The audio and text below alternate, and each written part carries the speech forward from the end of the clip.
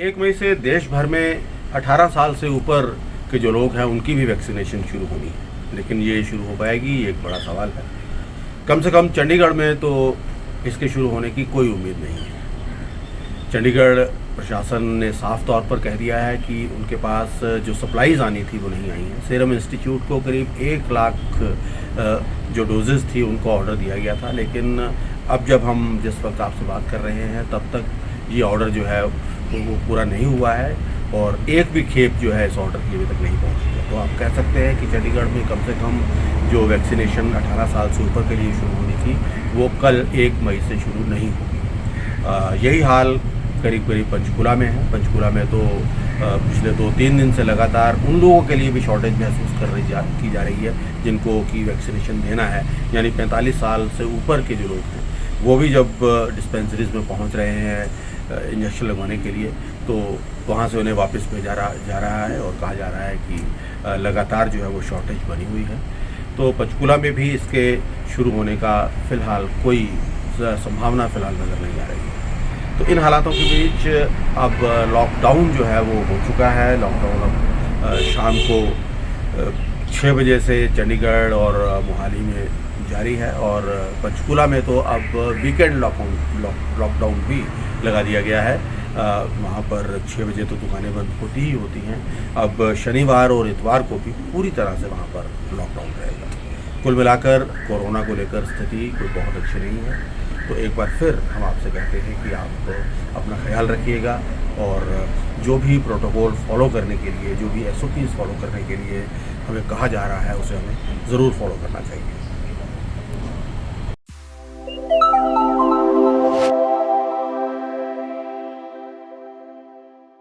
1 मई से देश भर में 18 वर्ष से अधिक आयु के लोगों के लिए वैक्सीनेशन शुरू हो पाएगी या नहीं, इसे लेकर संदेह बना हुआ है। ज़्यादातर राज्यों ने हाथ खड़े कर दिए हैं। चंडीगढ़ में भी अब इस कार्यक्रम की शुरुआत होने की कोई उम्मीद नहीं है। दरअसल सच्चाई ये है कि अन्य राज्यों की तरह चंडीगढ़ में भी वैक्सीन है ही नहीं। चंडीगढ़ प्रशासन ने कोविशील्ड की निर्माता कंपनी सीरम इंस्टीट्यूट को 1 लाख डोजेस का ऑर्डर दिया था, लेकिन आज शुक्रवार शाम तक एक भी डोज चंडीगढ़ नहीं पहुंची है। ऐसे में वैक्सीनेशन का ये तीसरा चरण फिलहाल शुरू नहीं हो सकता।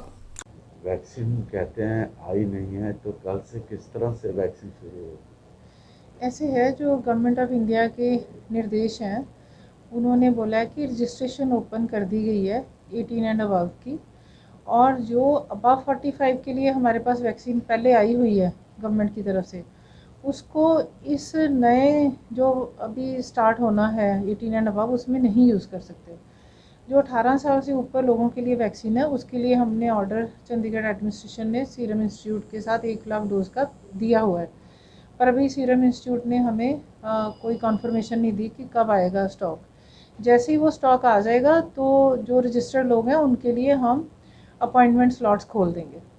मैंने तो कल से वैक्सीन शुरू होगी या नहीं? नहीं, अगर ये सीरम इंस्टीट्यूट कोई रात तक भेज देता है स्टॉक तभी शुरू हो सकती है, बिकॉज दूसरे स्टॉक को हम डाइवर्ट नहीं कर सकते।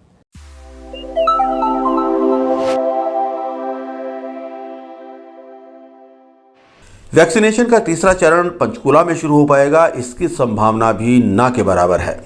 जिले में पहले से ही वैक्सीन की शॉर्टेज महसूस की जा रही है। अभी तक सिर्फ 45 साल से अधिक आयु के लोगों को वैक्सीनेट किया जा रहा है।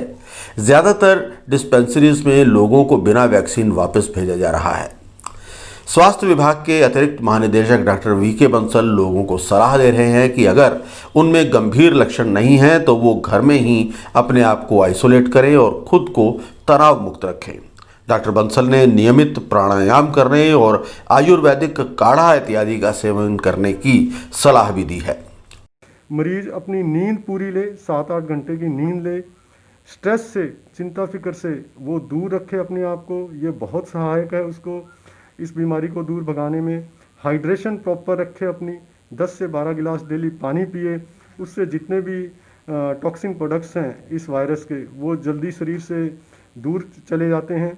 सुबह उठ के वो नियमित तौर पे प्राणायाम करे, ब्रीदिंग एक्सरसाइजेज करे, और सबसे ज़रूरी है कि हर 2-3 घंटे बाद कम से कम आधा घंटा तक प्रोन पोजीशन में यानी कि उल्टा लेट के वो लंबी सांसें ले। यदि लंबी सांस नहीं भी ले सकता, नॉर्मल सांस भी लेगा तो भी उसकी लंग कैपेसिटी बहुत ज़्यादा बढ़ जाती है और आगे उसको फर्दर कोई भी जो है सांस की दिक्कत वगैरह या तकलीफ़ नहीं होती है।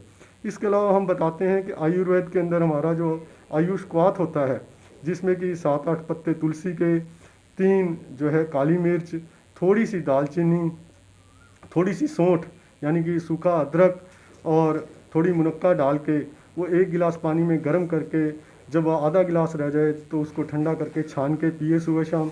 ये भी उसको काफ़ी जो है इम्यूनिटी को बढ़ाने में सहायक होता है और इस तरह से वो अपने आप को स्वस्थ बहुत ही अच्छा जो है भोजन खाए, जंक फूड से वो दूर रखे, अपने आप को तली हुई चीज़ों से दूर रखे, ठंडी चीज़ें ना खाए, ठंडे पानी ना पिए, बर्फ़ की चीज़ें ना ले और गुनगुना पानी पिए सारा दिन वो, तो बहुत जल्दी उसको जो है रिकवरी होती है।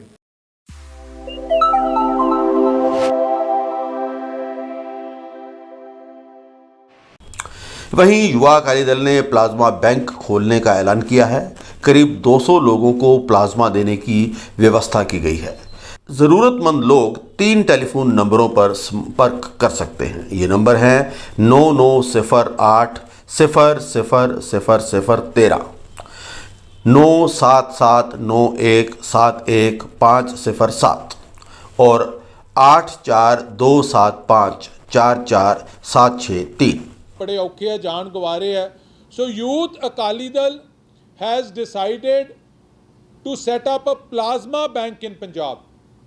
असी प्लाज्मा बैंक एक तैयार किया है जिहदे च टू बिगिन विद अज साडे कोले जिहड़ी लिस्ट है तकरीबन 200 डोनर प्लाज्मा दे वेरीअस ब्लड ग्रुप्स, वेरीअस डिस्ट्रिक्ट्स साडे कोले रजिस्टर हो गए है। साडे मेनली ये साडे वॉलंटियर्स यूथ अकाली दल के वर्कर ते आगू है जिहदे च जे सानू प्रेरित जदों 2-3 दिन पहला तुहाडे कोले प्रैस कॉन्फ्रेंस मजीठिया साहब ने की सी, उदों जिक्र भी किया सी कि श्रोमणी अकाली दल के प्रधान साहब ने यूथ अकाली दल नूं कहा सी कि प्लाज्मा की लड़ाई प्लाज्मा प्रोवाइड करने वास्ते यूथ अकाली दल अगे आवे। तो मैं ये भी गल तुहाडे सामने रखना चाहना कि ये 200 दे विच क्योंकि सरदार बिक्रम सिंह मजीठिया भी कोविड पॉजिटिव होके फिर नैगेटिव होए, सो उन्होंने भी he is one of the donors in these 200। So we have a list of 200 plasma donors by name, their address, their telephone number ते ब्लड ग्रुप उन्हां दा साडे कोले है। सो जिस किसी नूं पंजाब दे विच प्लाज्मा की लोड़ पवे, साडी कोशिश यूथ अकाली दल की यह है कि कोई बंदा प्लाज्मा वजों किसी की जान ना जावे।